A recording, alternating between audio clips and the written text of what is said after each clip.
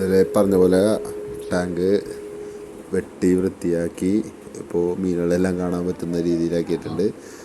പുതിയ 2 അക്വേറിയം വാങ്ങിച്ചു. അതിലോട്ട് ഇതിൽ നിന്നുള്ള കുറച്ച് പ്ലാന്റ്സ് എല്ലാം ഇട്ടു. അതും ഒരു പ്ലാന്റ് ടാങ്കാക്കി. ഫൈറ്ററിൻ്റെയും ഒരു 3 ജോഡി ഗപ്പിനെയും മിക്സഡ് ഗപ്പി ടാങ്കാണ്. ഒരു ബൗൾ അക്വേറിയം, ഒരു സ്ക്വയർ അക്വേറിയം. അപ്പോൾ അതും വാങ്ങിച്ചിട്ടുണ്ട്. ഇതിലൊരു ഫുൾ ലെങ്ത് വീഡിയോ ചാനലിൽ ഞാൻ അപ്ലോഡ് ചെയ്തിട്ടുണ്ട്.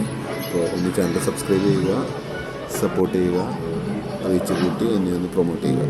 Thank you guys.